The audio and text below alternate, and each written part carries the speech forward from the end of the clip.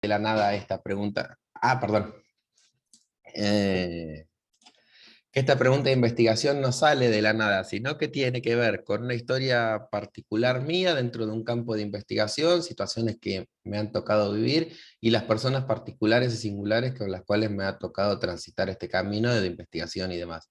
Eh, entonces, bueno, reencontrarme con esos primeros escritos me hizo recordar un montón de preguntas iniciales que se fueron transformando en este tiempo, que dan hoy por hoy este título de, por lo menos por ahora que lo tengo pensado de esta manera, este título de investigación, ¿no? Que se llama, mi tesis de doctorado se llama Diseño de estrategias de cuidado de personas mayores con padecimiento cognitivo, tensiones y encrucijadas del amor, el poder y la dependencia.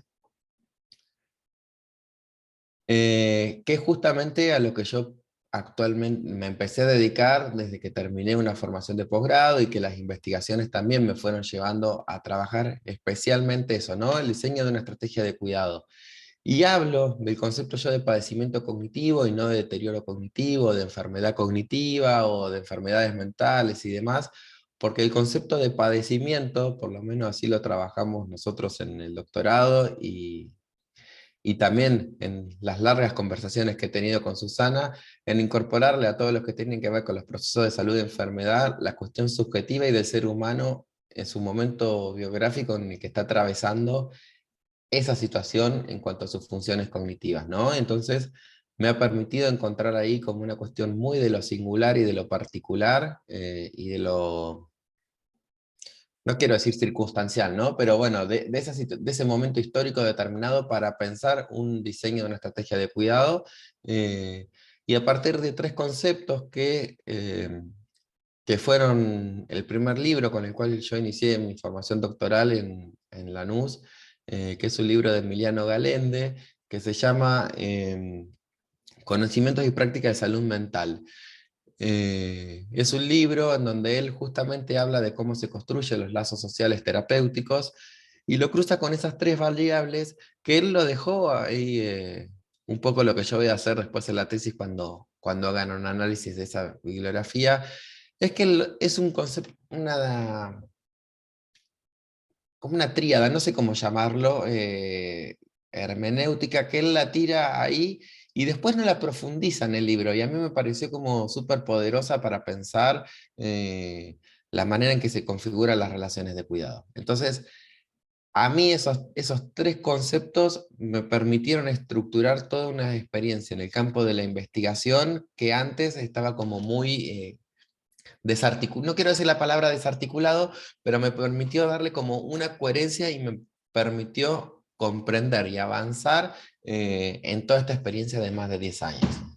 Entonces, bueno, eh, eso es un poco lo que yo voy a trabajar y me parece que acá, sobre todo en estos tres conceptos, podemos encontrar muchas cosas en el periodo particular medieval, que es un poco lo que trabaja Gerardo, y sobre todo lo que tiene que ver con cuerpos, emociones, y se me fue la otra palabra.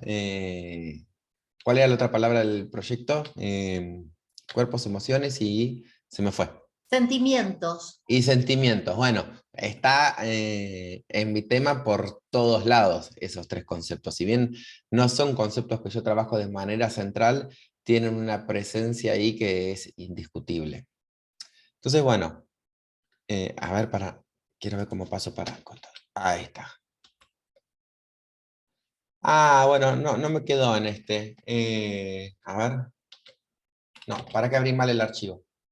No era este el archivo que yo quería abrir. Porque hay un... Aguárdame un segundito.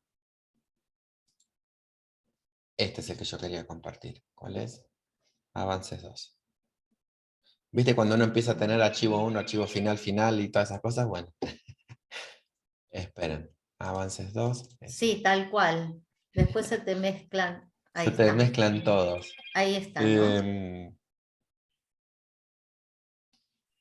Ahí voy. Para. Cancelar. Ahí lo ven nuevo. Acá está. Esta es una frase que yo me Sí, encontré. perfecto. Esta es una frase, ¿viste esas frases que uno encuentra y que después no tenés la forma de comprobar si fue real o no fue real? Pero me importa más el contenido que la persona que lo dijo. Y fue una frase que a mí me sirvió mucho como para arrancar con la tesis, y que es una frase que se le atribuye a Margaret Mead, o una situación muy particular. Margaret Mead es una antropóloga, una de las primeras fundadoras dentro de lo que es la disciplina antropológica, y dice, el alumno esperaba, perdón, hace muchos años un estudiante le preguntó, Leo, a la antropóloga Margaret Mead, qué era lo que consideraba como primera señal de civilización en una cultura. El alumno esperaba que Mead hablara sobre anzuelos, ollas de arcilla o piedras de afilar. Mead dijo que la primera señal de civilización en una cultura antigua era un fémur, hueso del muslo, roto y cicatrizado. Mead explicó que en el reino animal, si te rompes la pierna, mueres. No puedes correr para huir del peligro, ir al río para beber agua o cazar comida. Eres carne fresca para los depredadores. Ningún animal sobrevive a una pierna rota con tiempo suficiente para que el hueso se cure. Un fémur roto, que cicatrizó, es evidencia de que alguien tuvo tiempo para quedarse con el que cayó, trató su herida, lo llevó a la seguridad y cuidó de él hasta que se recuperó. Ayudar a alguien durante la dificultad es donde comienza la civilización, dijo Mill. Me pareció como una frase súper eh, interesante, y que abre como un montón de cuestiones ahí que atraviesan en la tesis mía, ¿no? Entonces, bueno, que como marco teórico, como cuestión así muy central, estamos hablando de que las discusiones sobre el cuidado es algo una preocupación de todas las civilizaciones. Yo arranqué a hacer uno de los capítulos como una suerte de genealogía de lo que tiene que ver el cuidado, y ahí con Susana estuvimos haciendo, bueno, pensando en algunas lecturas del periodo griego-romano. Ahí me metí con, se me fue, un libro que se llama como Economía, no es de Aristóteles, es de, bueno, relata un diálogo socrático de, ¡ay, se me fue! Bueno, Bueno, no me acuerdo, no te puedo ayudar. A ver, bueno, no importa, ¿qué era? No, es un diálogo política, entre, de no es leyes, de Aristóteles, de no, no es de Platón, Aristóteles, no, de no, Platón, con E, empieza el nombre con E. Me sale Eurípides, no sé si puede no, ser. el Bueno, Eutifrón. es un libro que se llama como Economía, como de Loicos, habla de toda la cuestión de oikomanía, algo así se llamaba el libro, no me acuerdo. Eh, Se me fue, se los debo para la próxima, después se los voy a pasar. Bueno, es un libro súper interesante que relata un libro, un diálogo de Sócrates con Diego, un... ¿Eh? ¿no es de Genofonte, el económico? El de Genofonte, ahí está, se me fue. Ahí está, el de Gracias, Genofonte. Ahí está, Daniel. Daniel, gracias. Genial. Bueno, el libro de Genofonte, en donde relata un diálogo de Sócrates, eh, en donde justamente él habla con una persona, con un hombre, y le pregunta cómo podía ser él para estar tanto tiempo en la vida pública sin preocuparse por la cuestión del campo de lo doméstico, ¿no? Que era como la gran preocupación de cómo disponía de tanto tiempo libre para ocuparse de esas cosas. Entonces él le empieza a explicar cómo estaba organizada toda la economía del hogar, cómo con él, con su mujer, compartía la crianza de los niños, cómo se les permitía proyectar una... O sea, lo que quiero decir con esto, más allá del libro en particular, es que ha sido una preocupación la organización del cuidado a lo largo de la humanidad.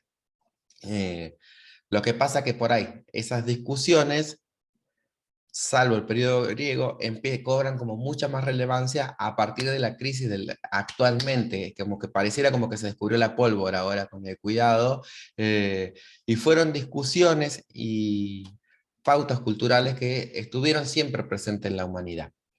Lo que pasa en las últimas décadas, sobre todo cuando empiezan las primeras oleadas de lo que son los movimientos del feminismo, y otra cuestión fundamental, que es la transición sociodemográfica. Cuando hablo de transición sociodemográfica, significa que la forma en que está estructurada la población empieza a cambiar.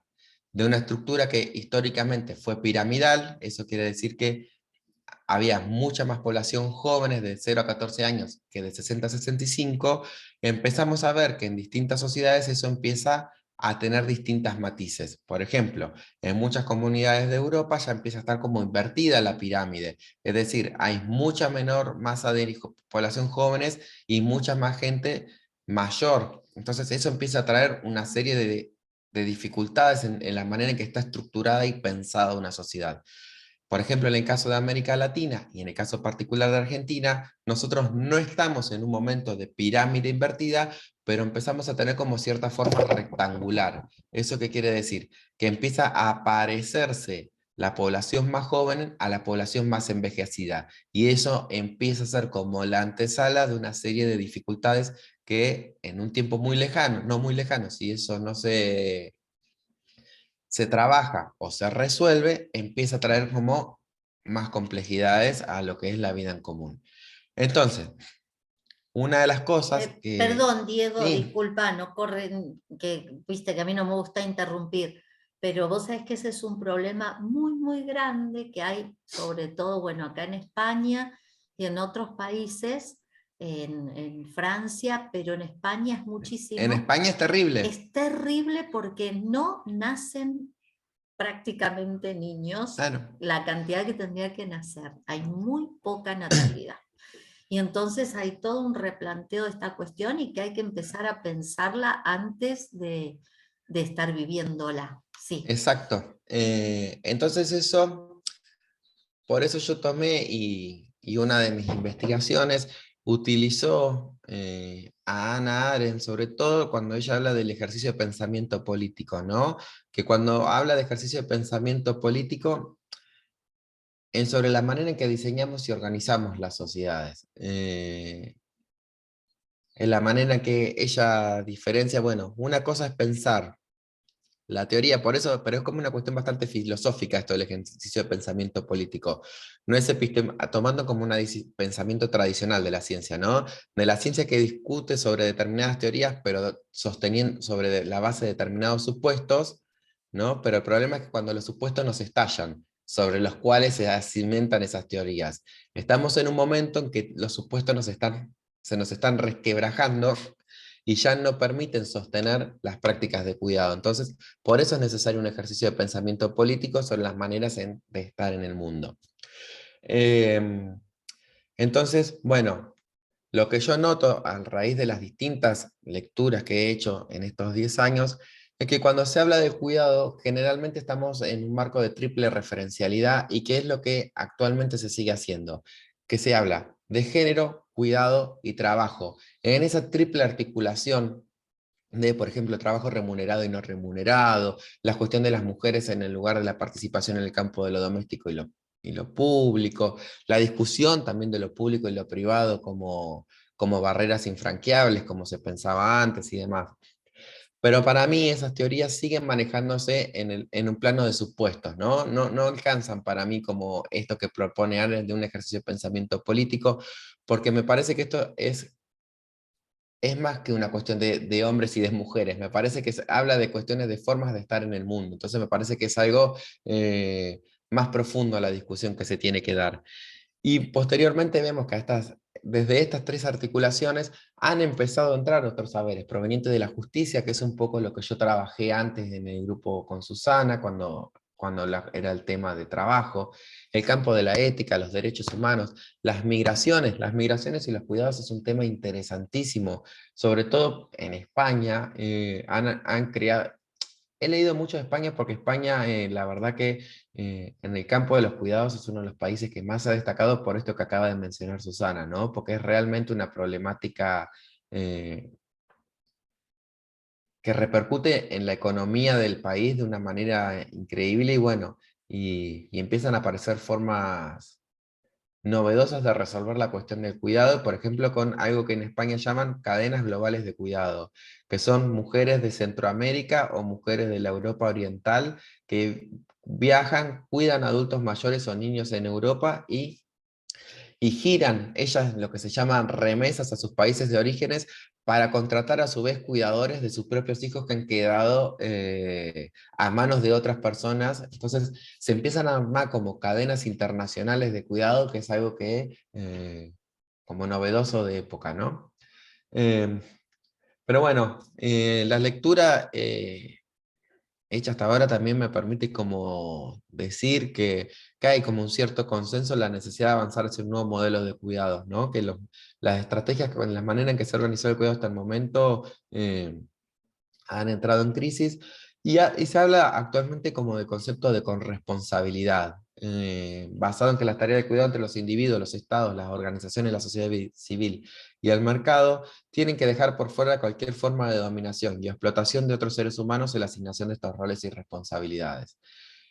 Porque si uno analiza la historia, quienes han ocupado el lugar de estos roles y han asumido estas responsabilidades fueron personas por lo general que han estado en situación de dominación. Los esclavos, los indios, las mujeres negras, siempre ha sido como muy banalizada esta figura. Eh, Incluso cuando uno lee el libro de Jenofonte, que él habla como con si su mujer tuviera una corresponsabilidad en el cuidado, ¿no? Como que fue algo de diálogo, te da la sensación de que fue como diálogo, que se construyó esa relación de cuidado y esa estrategia de diálogo, de cuidado. Eh, pero él antes de arrancar la conversación con Sócrates dice, no me acuerdo bien textual la frase, pero era como cuando mi mujer estuvo como dispuesta a conversar conmigo, o sea, ¿qué significó que estuviera dispuesta? Porque ahí él relata que a la mujer se le fue entregada con un arreglo matrimonial, o sea, como, como que la tuvo que preparar para que aceptara las nuevas condiciones de vida, o sea, hubo un proceso de violencia ahí de cómo se construyó esa relación de cuidado, ¿no? De, entonces, bueno, una de las cosas de consenso es esto que les estoy diciendo. ¿Cuál es? Un poco retomando también la pregunta de investigación que logré construir ahora. Es que la actualidad nos sitúa ante un escenario de metamorfosis de los discursos que organizan y regulan las prácticas de cuidado. Cuando hablo de metamorfosis no hablo de un cambio, esto, ¿no? Circunstancial, sino que estamos hablando de que realmente hay un proceso de transformación sobre la manera en que nos cuidamos como seres humanos, retomando un poco la discusión de Mill, ¿no? Estamos hablando de como una cuestión de civilidad, de cómo estamos los unos con los otros.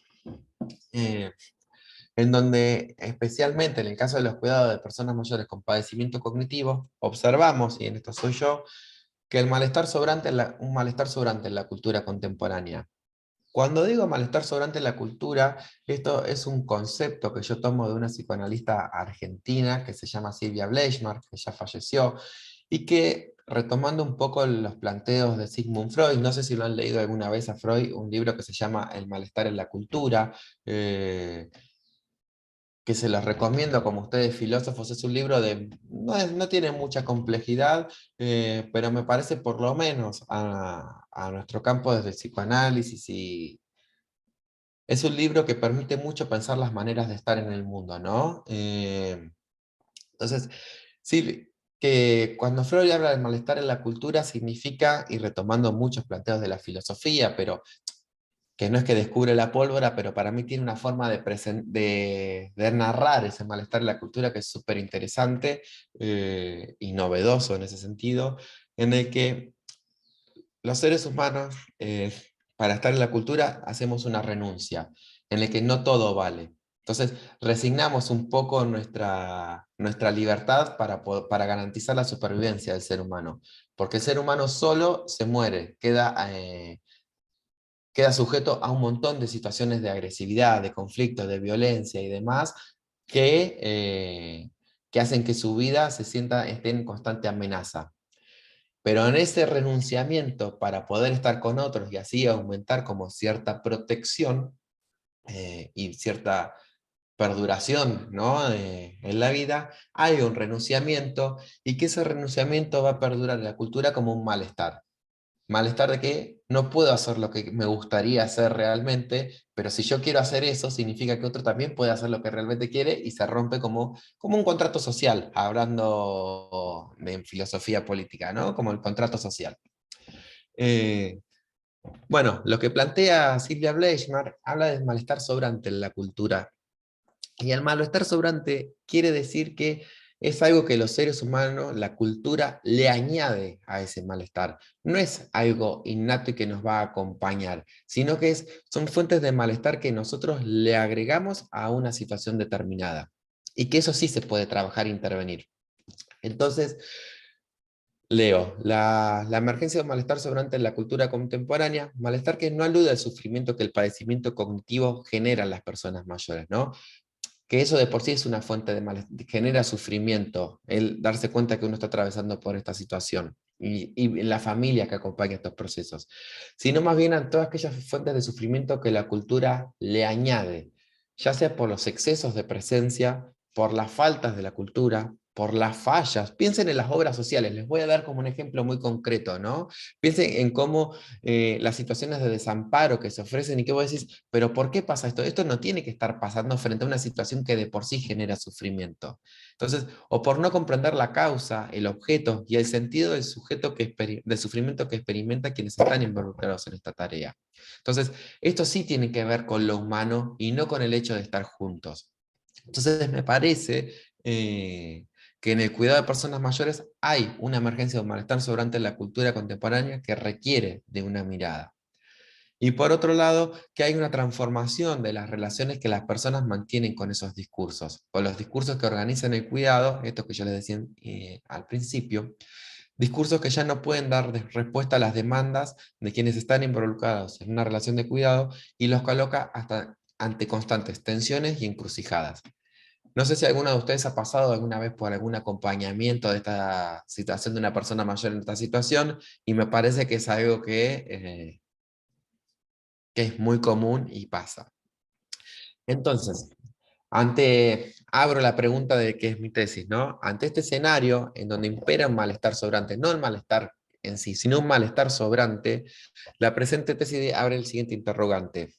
¿Qué aportes puede realizar el campo de la salud mental comunitaria, que es en donde estoy haciendo el doctorado, para aliviar y resolver las tensiones y encrucijadas que se producen en quienes están involucrados en el cuidado de una persona mayor con padecimiento cognitivo?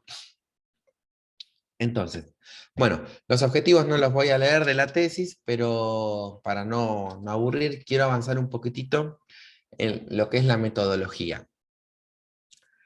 Yo trabajo con dos tipos de fuentes. Por un lado, en un recorrido, esto que yo les decía que por eso me parecía como piola, ¿no? Que por ahí uno piensa que una tesis o un proyecto de investigación es abre o que se cierra, sino que las investigaciones, por lo menos en mi caso, me han marcado un rumbo profesional, ¿no? Desde la primera publicación que volví a leer, los veo muchos que están escribiendo su primer artículo,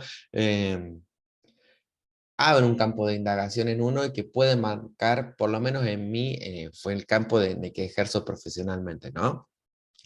Eh, entonces, bueno, por eso también quiero como valorizar esto y que como les sirva a ustedes también como experiencia. No sé si les servirá o no, pero bueno, es como un poco mi idea. Eh, entonces, bueno, yo hago una recopilación de todas las fuentes primarias con las que he trabajado. Yo tuve todas las becas de investigación de la Universidad de Mar del Plata, las terminé, y con las fuentes secundarias, que son los estudios documentales que uno va trabajando. Todo lo que son las fuentes que yo utilizo tienen un punto de corte que fue el inicio de la pandemia. A mí particularmente la pandemia me significó un parate en todo esto y recién lo estoy como volviendo a retomar, pero estoy haciendo una lectura previa de lo que fue el COVID, porque particularmente a mí me implicó el cierre de la empresa de cuidados que yo tenía, un montón de situaciones particulares y familiares que no vienen al caso, pero pongo un punto de corte. Hasta acá de esto voy a hablar y voy a utilizar estas fuentes bibliográficas. Las fuentes primarias, acá sí había estado trabajando en el otro archivo y no me di cuenta, pero bueno, está desde mi tesis de grado, que fue sobre el maltrato en la vejez, en donde yo me leí todas las historias, todos los tratados internacionales, nacionales, legislaciones, recomendaciones internacionales de la OPS, que es la Organización Panamericana de la Salud, la OMS, que es la Organización Mundial de la Salud, entidades de tercera edad y demás, de sobre todo lo que es el fenómeno del maltrato en la vejez.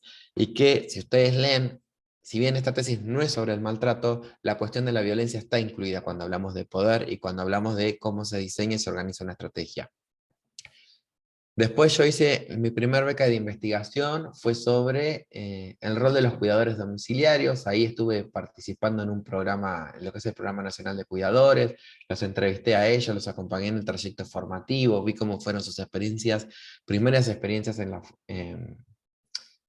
el ingreso a un campo determinado de cuidado, las cosas que les pasaban, que las trataban como mucamas, que no eran enfermeros. Entonces empezás a ver cómo ante una situación de cuidado, aparecen nuevas figuras que no eran pensadas y los conflictos que empiezan a tener cuando un campo que estaba relegado del campo de lo doméstico empieza a entrar lo público y el Estado a meterse y a regular discursos que eran familiares, porque la forma en que se organizaba el cuidado dependía de cada familia. El Estado no se metía a no ser que pasara como alguna cuestión como muy grave, ¿viste?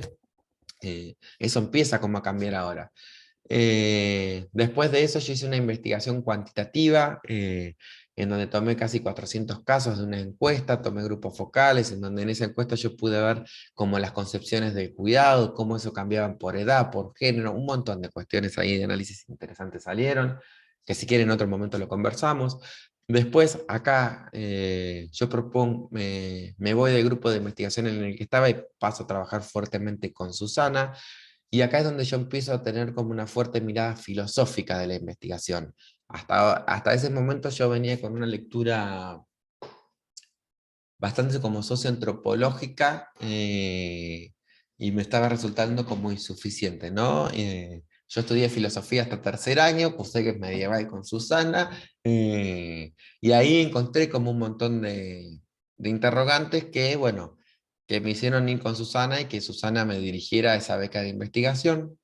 En donde sí tuvo una cuestión como bastante medieval, ahí me introduje yo en las cuestiones como más medievales y empezar a pensar las articulaciones, porque fue una tesis que se llamó El discurso amoroso del cuidar. Una de las cosas que yo empecé a notar cuando investigaba era que el amor estaba como muy presente, pero había como una mirada muy romantizada del amor o como una cuestión muy sacrificial del amor, el amor como entrega. Ahí empezamos a leer a Agustín, empezamos a leer la tesis de Ana Arendt sobre Agustín, a pesar de las críticas que hicimos después con Susana. Empezamos a investigar lo que es la referencialidad del concepto del amor, con la filía, con eros y con otra palabra bien filosófica y bien medieval que es el ágape. Entonces, un poco me parece que por ahí yo voy a entrar a pensar el cuidado. Y después, ya cuando terminé esa investigación, ahí yo me recibo de especialista y ingreso en mi formación de doctorado cuando diseño mi empresa, que es el Centro de Día, en donde empiezo ya a trabajar de manera como más longitudinal y acompañamiento más prolongado de personas mayores con padecimiento cognitivo. Entonces ahí sí tengo muchos casos de acompañamientos de casos de 6 meses hasta 2 años y medio, 3 años y medio, en donde uno fue acompañando todo ese proceso de incremento o no del deterioro, o las complejidades que empiezan a aparecer cuando aparece como cuando hay que acompañar estos casos concretos, ¿no? Bueno, esto no. Esto no. Quiero entrar como en este punto, acá. No, y ahí sí me voy a ir al otro archivo. Voy pasando de uno al otro porque me quedaron como distintos.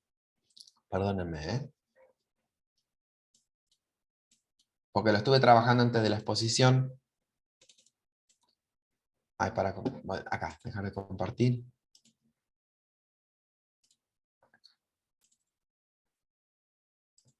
Ahora sí. No sé, ahí. Quiero venir acá. Entonces, vieron que yo al principio les dije que yo iba a trabajar con este libro de Emiliano Galende, que él trabaja con estos tres conceptos, ¿no? Y a mí me permitieron como volver a todas estas investigaciones, a todas estas experiencias que parecían que nada tenía que ver con nada, y me permitió encontrar como una columna vertebral de discusiones y que hacen como un aporte como novedoso. Cuando hice la presentación del avance en el doctorado del año pasado, me propusieron que en el jurado esté justamente el que escribió este libro porque le iba a encantar como todo el viraje que yo le di a la teoría de él.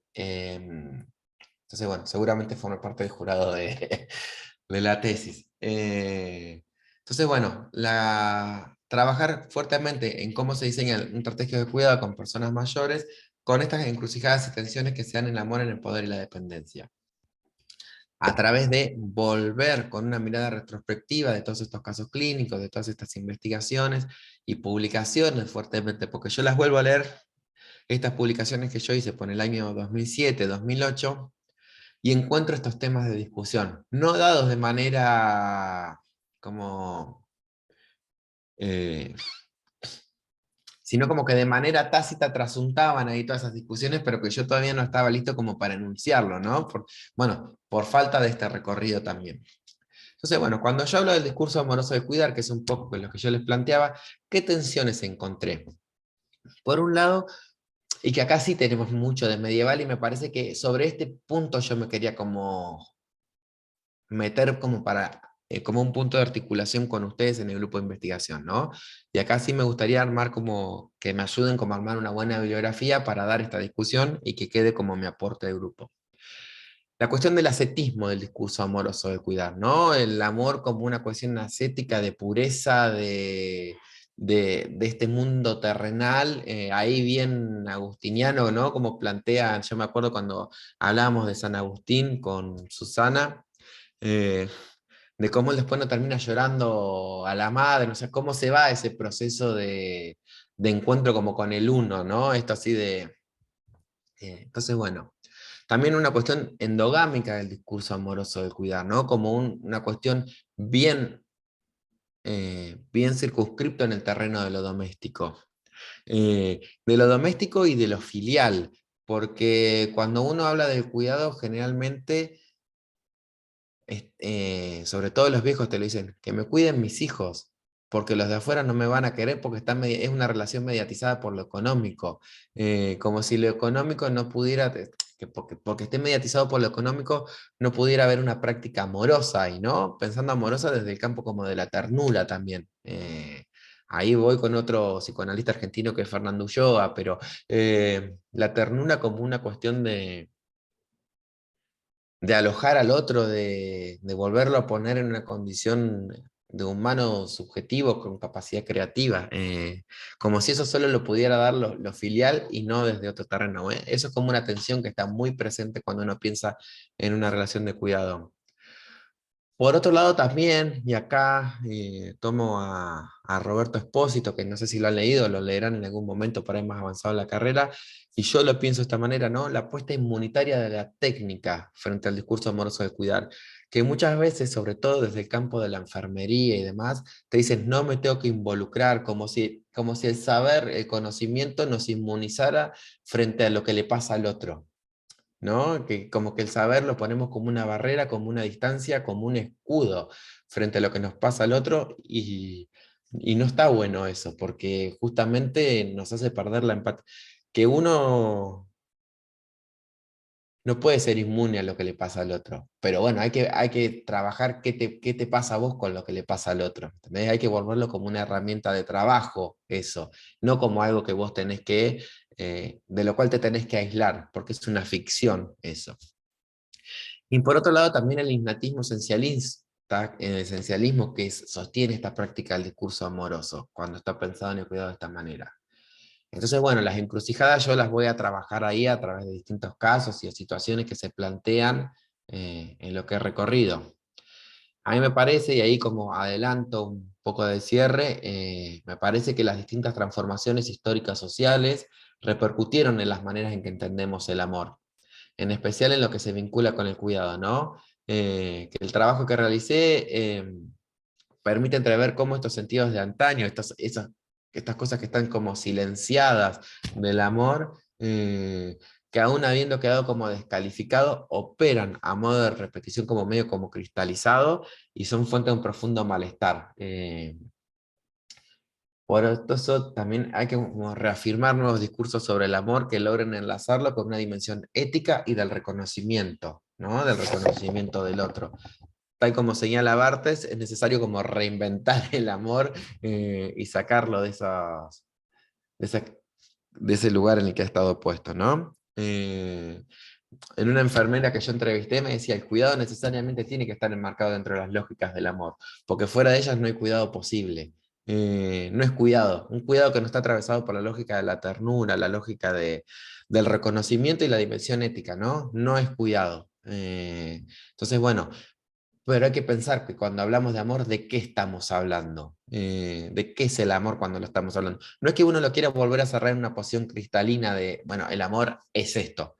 pero sí requiere como un debate. Entonces la pregunta entonces es, ¿cuáles son las condiciones que se establecen en la actualidad para hablar de relación en una relación de cuidado? Y cuando hablo del proceso de toma de decisiones, que esta sería como la otra variable, que es como la del poder, Perdón, hablamos de... Sí, que se está por terminar. dale.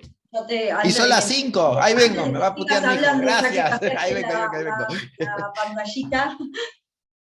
Entonces hacemos una cosa, cortamos acá y volvemos a entrar, ¿sí? Así le da tiempo a Diego a poner el Zoom a su hijo, ¿sí? Cortamos Listo. acá y entramos. Buenísimo.